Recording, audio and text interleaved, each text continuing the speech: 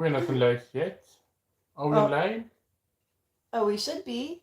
I see comments. I'm gonna put on my glasses so I can see comments because I can't read without my glasses. Hello, Tammy. Hello, Corey Cat. Hello, Mom. um, Laurent's. Well, our big plan was for Laurent to get on his phone as we started the live, and then we could tell if we're sideways or if we are right side up. But your internet has outfoxed us by Yeah. not working. Oh, it's working. Oh, And we are sideways. we are sideways. Well, I'm gonna turn us right side up then. So here we go. Here we go. Ooh. This is all of yours chance to experience what my life as an acrobat is like. That was pretty much the same as doing an aerial hoop act. Oh. Yay! All right, I think we're good now. Hello, Robin. Hello, Nicolette. Hello, Dad. All right, so we're a little crooked. We're professionals. This is professional filmmaking. Can you tell? But we are professional drinkers. So we've got. Where's your gin and tonic? It's water. It's definitely water. You definitely have mine also, unless your red lipstick is the one that's caught on your glass. Anyway, so hello, welcome everyone. Hello. So we are gonna do tonight a little interview with the chief alpaca, the master craftsman, the man, the legend, Laurent. Yes. Anyone who can do as much plumbing as you've done is definitely a legend. Yeah. With so few skills. Oh, I think we can. Oh no, it's not that. No. It's fine. Yeah. They don't expect technical feats from us. They've learned better at this point. Okay. So I thought we could talk a little bit, and then if you guys have questions for Laurent or for us both, for either of us, Or for you. just throw them into the comments, and then at the end we're gonna have a very special artistic offering. We know he's a great singer, but he's got an artistic skill that you haven't seen yet that's going to be exposed at the end of this video. So prepare yourselves. I saw it earlier and I wasn't ready. So So first, yeah, I'm wearing shorts because it's supposed to be summer. we were going to do that. So we're in Chartres, where Laurent's apartment is. We're in Laurent's apartment right now. And we were going to go out to like the beautiful, historic, famous cathedral in Chartres and film it from in front of the cathedral.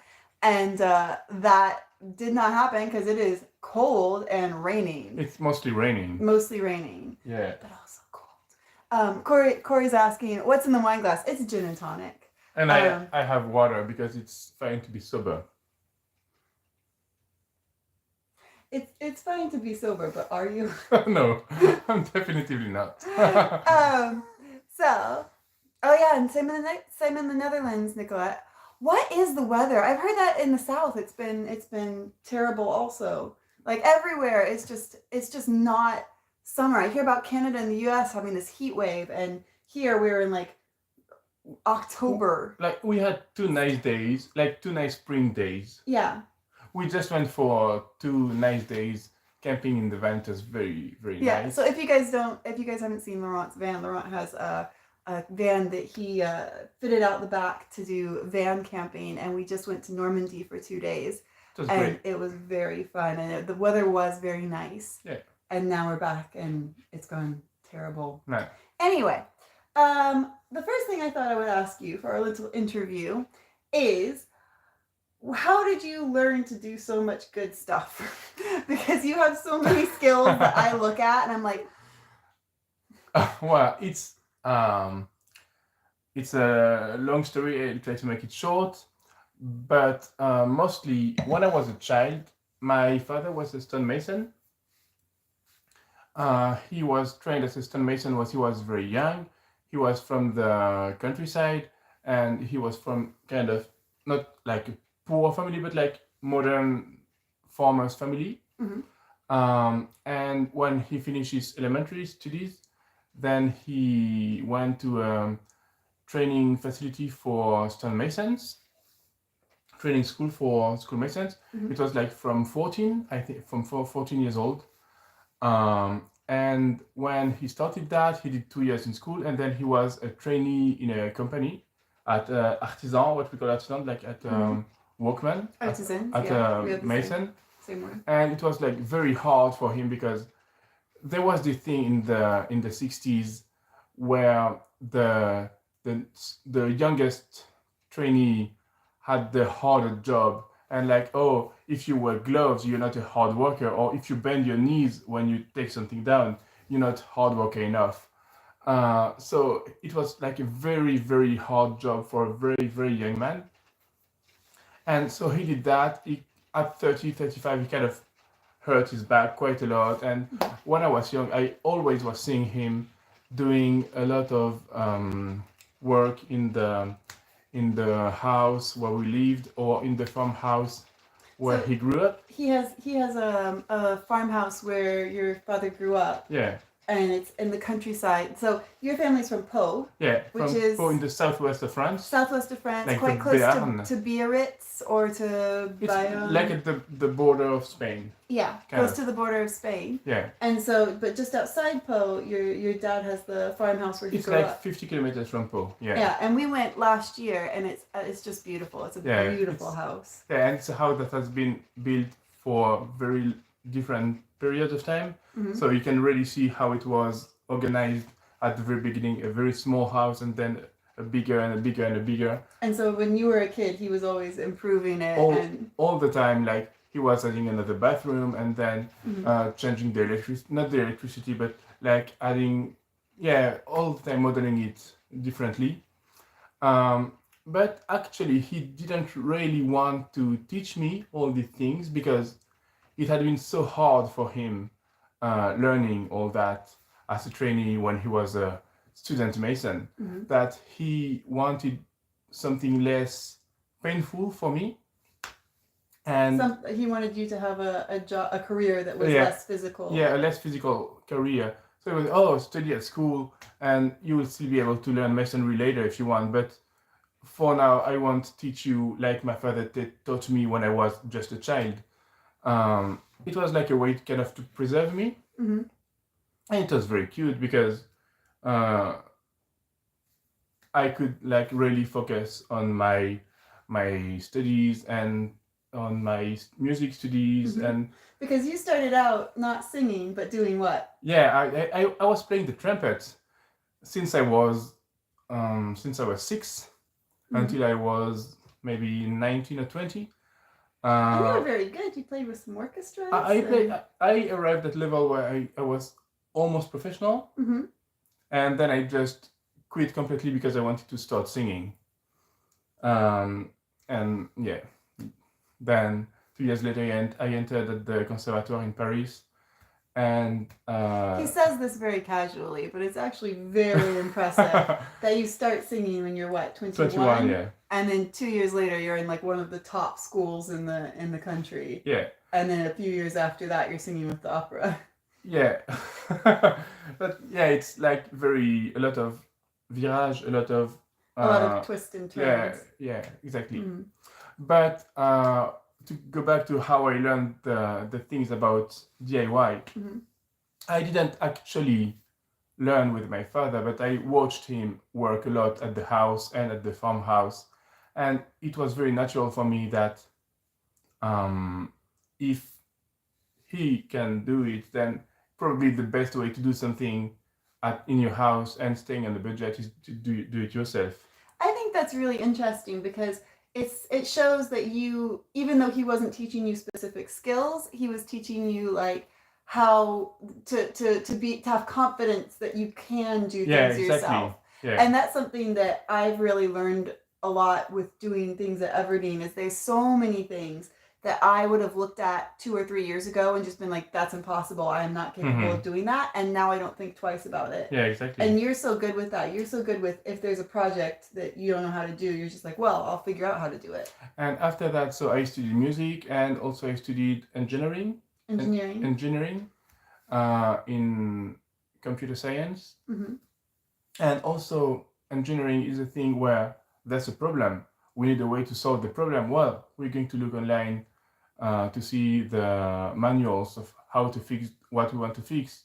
And I think that this engineer mentality of fixing problems and trying to learn to teach yourself how to solve the problems kind of made me learn how to DIY in house too, because when you really look on YouTube or on websites or on some forums, even if forums barely exist now, He's obsessed with forums. forums were so good. Forums were much better than Facebook groups. I'm just seeing a comment from my mom. It's my mom. D. Chapman says it never occurs to either of these two they can't do something. They just figure it out. It's amazing to watch in action. Yes, but I'll give a caveat is that maybe sometimes we don't show the videos of the things that have failed very hard. Yeah.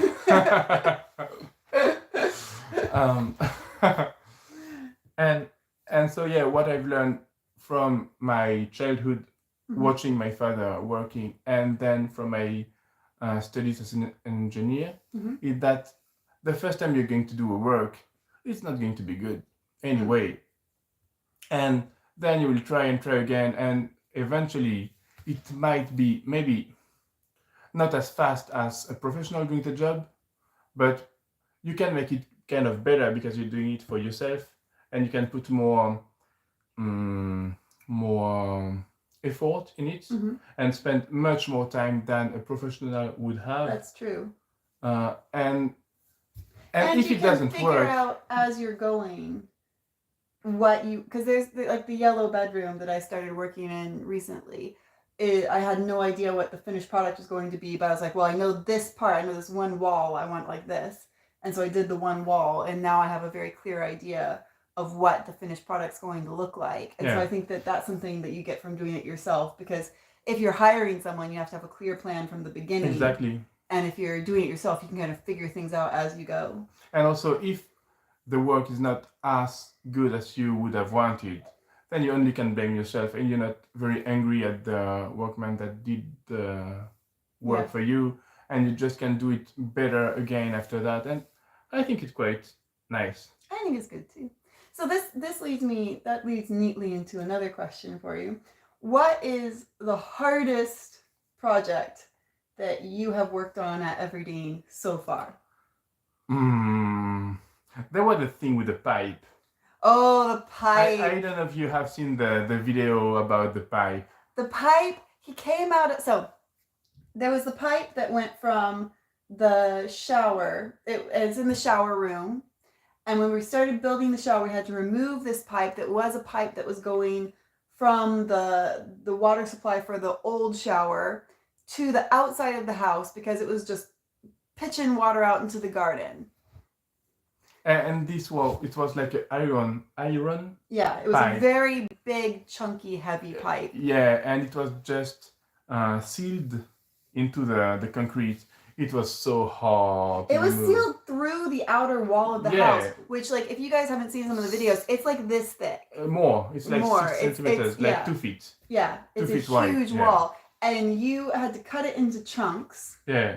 And then fight it, like physically wrestle it. Yeah, it was like really an experience. And there was this horrible mucky water like dripping out of it as well. It was just terrible. I still sometimes do nightmare about this pipe. And you came out of the shower room eventually, and you looked at me with the pipe in your hand, and you said, "This experience has changed me." Yeah, some people meet a tiger. And then they life change and say, "Oh, I met a tiger." I met the pipe, and the pipe was way tougher than the tiger. It really changed me. Dad says outer walls are 34 inches at the ground. Yeah, the outer walls, the exterior walls of the house, in the garage, are 34 inches. It's a chunky wall. It was on the second floor, so it was a little thinner. But so similar question: what is your favorite project that you've done so far? Plumbing. Oh yeah, and because I didn't have any chance to do electricity, because you hired an electrician. That was the first. So when I bought Everdeen, I first arrived in winter like winter, end of winter in 2022. And the electricity, if you plugged in the one heater, there was one electric, like probably 40 or 50-year-old heater that you could plug in and in one outlet. You couldn't plug it in any outlet. You could only plug it in one outlet. And if you plug that in with literally anything else at the same time, it would blow the fuses and the entire house would lose electricity. And then also there were porcelain electrical fuse boxes all over the house. With where the electrician, when I got the estimate from the electrician, he looked at them and he was like, probably this won't start a fire. And I was like, what's that now? And it was electricity, like wiring, boxes, plugs, everything from the 1950s. It was extremely historical, and we're still pulling it out. I pulled out recently probably a good 10 feet of wiring and a plug, and just there's still a lot of it left in, but that was the first thing that we did at Everdeen, was to get that electricity out before the house burned down. Mm-hmm. So you didn't have any option because we didn't know each other. Well, we haven't done the apartment. Yeah. And we haven't done the barn. Yeah. So there are going to be some opportunities for you. I like doing electricity. I didn't know anything about electricity. And then I needed to do some electricity in a house I had before. And I just got a book about all the norms and the ways to do it. And I found a very good channel on YouTube explaining how to do things. And it was so great. I mean, electricity is amazing. It's very fun to plug everything and to wire very clear and nice. It's very, I think it's a thing that if you're not like a professional and you don't have to do very fast, then you can really do a fancy work. That's something I think we've done. We've ended up kind of doing well at Everdeen, is that we've made the living portion, the portion of the house that we are living in, has been covered for all of the essentials. Yeah. And the parts of the house that are still yet to be done with the electricity, with the plumbing, are sort of exterior parts, like the apartment, the abandoned house, that kind of thing. So I think that the order we've done things in has actually worked out quite well. Yeah. And so far, as I didn't have any option to do electricity, I really like the plumbing. Because plumbing is very fun too. I really like it. What is the project that you're most excited for in the future? Is it electricity, or is it something else? There will be the first floor bathroom.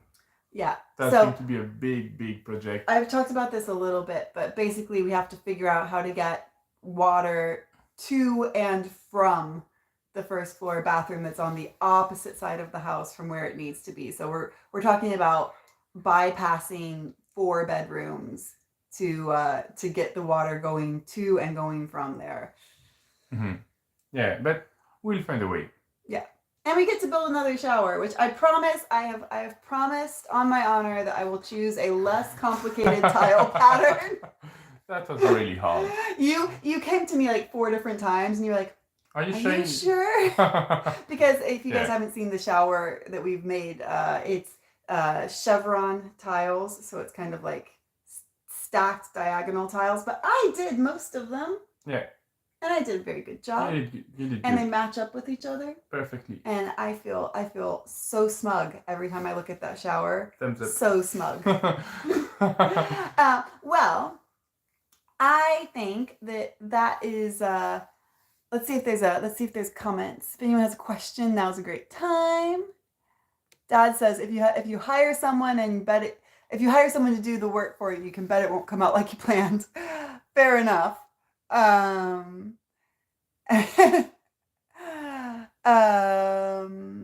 so I think it's just about time for you to share your artistic endeavor. That's very mean. So, a little preparation for this artistic endeavor. Here at Laurent's apartment, Laurent has spent the day working on the car, because we are going to visit his family in Po on Monday, and there's a little noise that the car is making that we're not sure what that noise is, but Laurent has spent the day trying to find out. Yeah. But that means you had to use a lot of tools. Yeah, a lot of them. And maybe there was some difference of opinion about where the tools should live when they're not being used. Like some people thought that perhaps they should live in their place where they're put away and tidy. Yeah. And some people thought that perhaps they should live in the middle of the couch. Not in the middle of the couch, on the living room table. It's very on the table, different. yes, that is the place for tools. Yeah. So this was turned into an artistic project. No, the thing is, Cara doesn't say it, but maybe I've been a little obsessed with AI lately. I would never have noticed that. Definitely not when you're doing AI, like the AI music generator songs at 3 a.m. the other night. And so when she was telling me that it would be good if the tools go back to where they live, I might have done a prompt saying, well, I think you should just read the beautiful poem that you have created with your AI. Well, AI created that. I'm not responsible. In our apartment, neat and fine, my tools have their special shrine. A scattered look, but don't you see, it's organized uniquely just by me. Not a mess, but order deep, each tool has its place to keep. In the chaos, harmony sings, a perfect place for all my things. Isn't it amazing? AI did that. It's just AI that did it. It's just so great. It's beautiful. It's a beautiful artistic masterpiece. Well, I think on that, I don't think we can top that. No. So I think we're going to have to say good night to you all on that note. But thank you for joining, and thank you for chatting. And thanks. There's some applause for your poem. I see some applause. We'll have it framed. It'll be framed. It'll be put here above the bed as the pinnacle of human/AI accomplishment. Yeah. And I think that's about it for this evening. But thank you guys for joining. It's really fun to do these lives. I'm really enjoying. It's like just sitting down having a chat with you guys. It would have been great doing it outside in the nice old city of Chartres, but maybe another time we do that. Another time, and we need to do one where we maybe go around and show some of the illuminations in Chartres, where they do the very artistic light projections on some of the monuments in the city, and it's very beautiful. So we will see you guys on Monday.